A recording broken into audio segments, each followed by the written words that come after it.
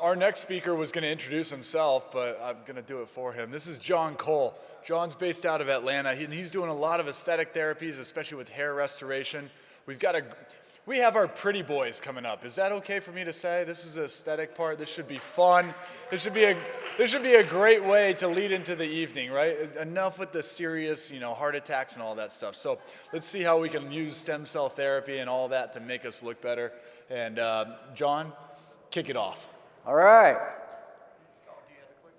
Oh, let me hit the clicker. Okay, I want to thank Sean and Dr. Landers for giving me the opportunity to speak here at this amazing conference that I've attended many times. We've done a great job of prolonging lifespan and health span, but we haven't necessarily prolonged organs all that well. For example, we have Alzheimer's disease in patients that are lasting 10 years longer than the disease. And up until about 2015, we weren't turning back the clock on hair. But today, we can actually turn the clock back on hair, and we can make the patients appear younger than they were. So, all hair cycle. It's one of the few structures on the body that grows, rests, it's shed, and then regrows. And when it goes into a resting phase, the bulb will come up into the dermal subcutaneous fat junction, and then at the initiation of a new growth cycle, that bulb will extend back down into the adipose. And at that time, there is a proliferation of adipocytes, nerves, and blood vessels to sustain that follicle.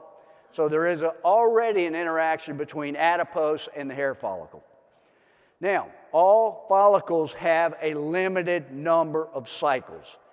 And when they reach that critical number, they're gone. So the therapeutic way to keep a hair follicle in the active on your head for the rest of your life is theoretically to keep it in an active growing phase for as long as possible. Now, we know that when you reach the critical number, the hair will first miniaturize, lose color, and then it will be gone. And there is absolutely no way to bring that follicle back. The cells necessary to initiate a new cycle, noggin production, etc., are no longer present. We have to sustain the beta-catenin pathway. So, I'm going to focus predominantly on cell-based therapies and biologics. And to me, biologics are products that you get out of a bottle that are from someone else or xenogenic in nature. So, anytime you're going to start a cell-based therapy or anytime you're going to harvest, it's a good idea to turn on the longevity genes. And you do that by getting your patient on a ketogenic diet or fasting. And that will turn on these cells and make them ready. So, until about 2015, we were unable to take individuals and regrow hair without transplantation. And both of these examples are where we brought the patient back, all the way back, without any transplantation. These are all cell-based therapies. And we could take individuals who were not candidates for hair restoration surgery, give them enough hair through cell-based therapy, and then add hair restoration so that they come out looking fantastic. But once we allow the cell population to go away, then there's no way we can bring those follicles back. We have to do a transplant like we did for this individual in the front. But in the crown, he still has cells there that we can stimulate. And so I injected stromal vascular fraction there, and I was able to fill this area in to a degree. It at least improves his appearance. But if we catch the patient early enough, we can bring the hair all the way back with cell-based therapy, which in this case is stromal vascular fraction, and I like to add by volume 20% high-density PRP to my adipose. Now, briefly, I want to discuss different growth factor-rich media and their influence on the dermal papilla proliferation. So I designed a study, and in the study I had a negative control, a positive control, which was a base medium plus supplements, with the supplements being fetal bovine serum, FGF, pituitary growth extract, bovine, and also insulin. And to these positive and negative controls, I compared different products: exosomes of bone marrow origin, platelet lysate, and halon amniotic membrane, and of course, adipose stem cell culture media. And I compared them to the positive and negative controls. And what I found was that adipose, amniotic membrane, and high density, high concentrations of platelets, lysed, all produce proliferation similar to the positive control. But the bone marrow exosomes barely outperformed the negative control. And in FGF7 production, FGF7 is a potent initiator of the cell cycle. I found that adipose, amniotic membrane, and platelet lysate all significantly outperformed the base media and the positive control. But the exosomes were about equivalent to the negative control. So that leads me into a brief discussion on exosomes. I like exosomes from human origin. I like females under 24 years of age, disease-free. They are not smokers, non-drinkers, and they've never had the COVID vaccine. I like a placental-based origin, and I like them from the chorion, which is the part closest to the uterus. I like a single cell line. I don't like cell lines expanded.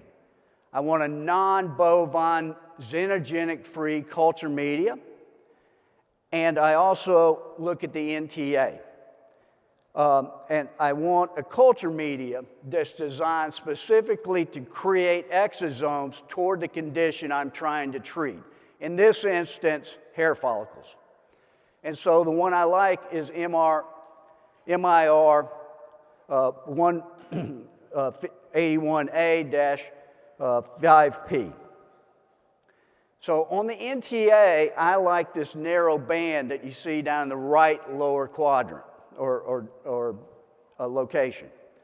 If I see this broad-based spike, that means there are impurities in this exosome, and I'm not really interested in it. So you have to choose your exosome if you want it to work.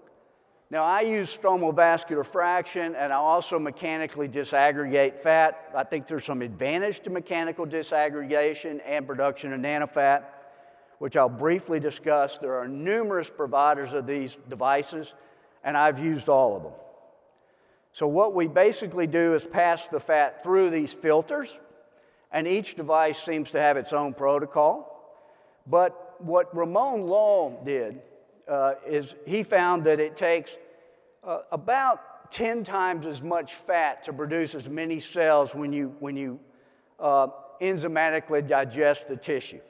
So he came up with this constitutive dose phenomenon that means that, we get more cells and we get the secretome and we get all kinds of things in mechanically disaggregated adipose that we don't get in enzymatic degradation.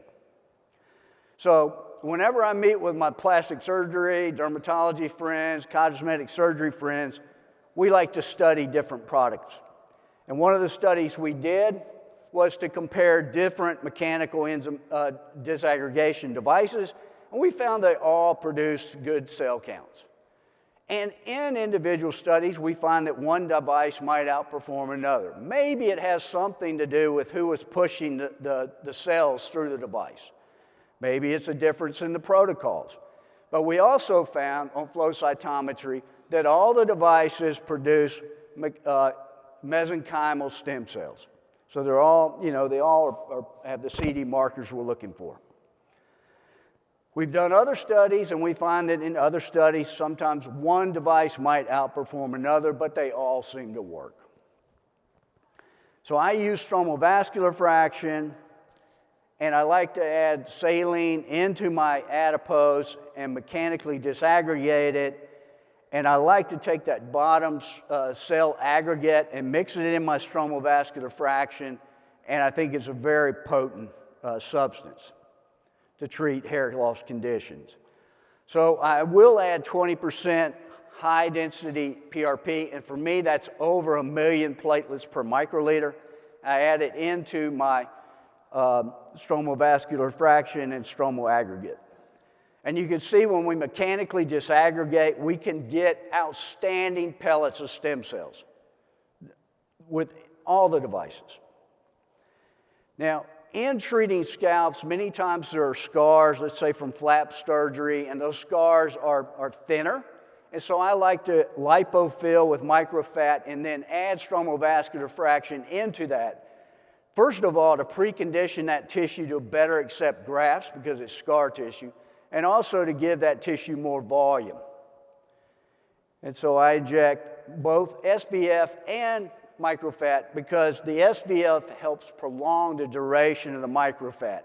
Some studies suggest that the microfat will be gone in 1 year, 90% gone if you don't add the SVF. And when you add it to it, you'll get about 90% retention. Now this is lichen planopilaris. It is a scarring alopecia. You can graft it once it's burnt out, but unfortunately not all the grafts take.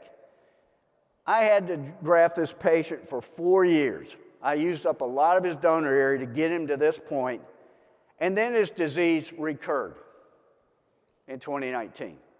And when he came back this time, I said, we're going to first pre-treat it with adipose, and then we'll graft it. And that's precisely what I did here with this patient who had a transplant in 2006. I didn't see him again in 2019. And so I said, we're going to first pre-treat you with SVF. And I did. And then I grafted him. And the immune modulating influence of that adipose, along with the growth factors, et cetera, preconditioned that. And voila, it only took me 1 session. And I got him back to where he was. Now, what about with alopecia areata? This is a medical resident. He had alopecia areata for about 4 years. He had undergone just about every treatment they gave him an option of at his medical school. And he had this area of alopecia areata that wouldn't resolve. And he'd even been on JAK inhibitors. So I injected him with an SVF, and I used the adenizer on this particular case. He got this nice hyperemic response. A month later, I had hair growing in, and at 2 months, his situation was resolved. So the adipose, where I also added high-density PRP, resolved his 3 or 4 year problem in 2 months.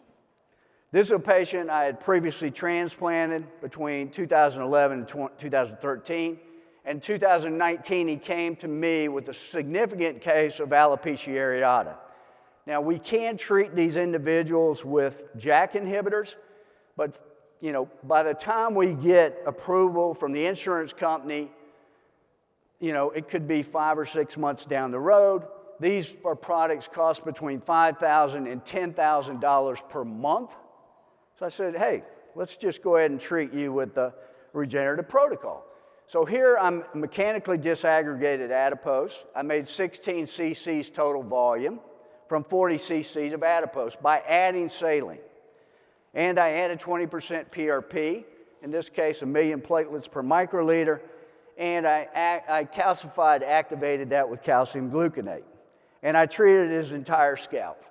30 days later, I had hair growing in the areas of alopecia areata. And I then followed him up with monthly high-density PRP injections, and which I sonicated these, which I'll get into. I lysed the platelets. Within 2 months, he had hair growing, and at 5 months, he was completely resolved. And I last saw him in May with no recurrence. The color now has come back to brown, and he has completely filled in all the areas of alopecia areata. So this is a 5-month result. Now let's look at a comparative trial of PRP kits. I'll just briefly go over this because Dr. Bauman's going to cover it in more depth. There are so many PRP kits on the market, and what you have to understand is many of these kits do not produce the density of platelets we need. And the concentration of growth factors goes up in a linear fashion with the concentration of platelets. And in fact, none of these kits meet my expectations. And what I see here is what I did is I said, guys, bring me your kits. And I tested this one Vacusera, and it wasn't even PRP. His baseline platelet count was 237,000. His PRP kit was 37,000. So you can see that you got to test the kit. You got to know it. Now, the two kits I really like in the U.S. are Insight and Magellan. I do a lot of work overseas, too. And, you know, I can sometimes get my hands on Magellan. And I'm not a fan of Regen. It only has a factor increase of 2.0. I always look at the capture, the factor increase, and the volume. And for me to treat a scalp, I need 8 to 10 cc's of PRP. And it's got to have over 1 million platelets per microliter. So with Insight, I have looked at 222 patients in this one study, and the capture rate was 71%, which is very good. And in my study I published in 2017, when I have about 750,000 platelets, I can get a 50% increase in hair density at 6 months. If I use something like Regen, where I'm dealing with 350,000 platelets perhaps, I'll get a 25% decrease in hair density. So capture rate, if we only capture 70 or 50 or 30% of the platelets, where are they? Well, that PRP is just above the red cells, you know. It's a little bit lighter than the red cells. So I did a sequential analysis on Insight, and I found that in the PPP, there are 4% of the platelets. In the PRP and Buffy coat, 71%, and the red cells about 9%. Now, that doesn't add up to 100%. So where are the rest of the platelets? Well, most of them are stuck to the tube. So cytokine-rich plasma is a term I give for lysed PRP. And you can see here I went from a platelet count of between 1.5 million and 1.7 million to 6,000 platelets. That means I burst the platelets. And what does that result in? I get 5 times the concentration of the high molecular weight growth factors. Now, is that important? Well, I'll show you that it is. Now, the low molecular weight growth factors, like IGF, which is a 7 kilodalton growth factor, you'll get equal concentrations. The kit does influence the concentration as well. But I believe that the clot from traditional activation of PRP traps the high molecular weight proteins and they can't get out. It's like a screen door. So I had this patient, and he had equal hair loss on the right and left, which Dr. Bauman can attest is not common. I grafted both sides, and in the side where I used lysed platelets, the hair grew in faster. So then I did a study. And what I found was that in the lysed platelets, my grafts regrew at a rate of 99% at 4.5 months, compared to 75% with calcium gluconate activated platelets and 72% with normal saline. So there is an advantage. What about the depth? Where should you put that injection? Well, when you look at ultrasound, it has a higher axial resolution than CT scanning or the MRI. And at 70 megahertz on the ultrasound, we can see this hypoechoic structure, which is the hair follicle. And so we can see that hair doesn't grow straight up and down in the tissue like you see on an H&E stain. It's at an angle. And because that hair is at an angle, it's not sitting at the depth you think it is. When that hair follicle is growing at 45 degrees, the average hair follicle is 4.9 millimeters long. It's sitting at a depth of 3.46 millimeters. And when that angle is more acute, as you can see here, the hypoechoic structure is the hair follicle. It's 30 degrees. It's at 2.45 millimeters. So if you're injecting at 4 millimeters, you're below most of the hair follicles. So if you want to stimulate a hair follicle, you need to be in that sweet spot between 1 and 3 millimeters. And the subcutaneous fat is going to start at about 2 millimeters. So I like to use ultrasound sometimes to document where I'm at with my injections. And now, what about on FUE? This procedure I developed. It has this consequence, white dots. And so I started putting an extracellular matrix in 2007 in my extraction sites, and I found that I got better healing. And so I didn't get 100% of the sites, I just got 48% of the sites look better. So I created this biodegradable liquid bandage, which I placed over it. It's photoinitiated with ultraviolet light, and with the ultraviolet light, I was able to seal all the A cell in place. And in my study, I found 58% of the extraction sites regrew at least one hair. So we were getting true follicle regeneration. So I've since taken it to a PRF because that product is kind of expensive to make and hard to keep. You got to keep it in a freezer. And I activate the platelets with calcium gluconate, and that seals in my A cell. And so this is a study I have going right now where I'm actually identifying every single hair in this 2.34 square centimeter area. And the orange circles correspond to my extraction sites. The blue lines correspond to the hair I've removed. And as you can see, these red hairs are follicles that disappeared following the surgery. But these green lines indicate hairs that were not present at the time of surgery that the surgery has stimulated. And we've got about 55 hairs per square centimeter that weren't there at the time of surgery. But on top of that, these blue lines indicate hairs that have begun to regrow or be regenerated.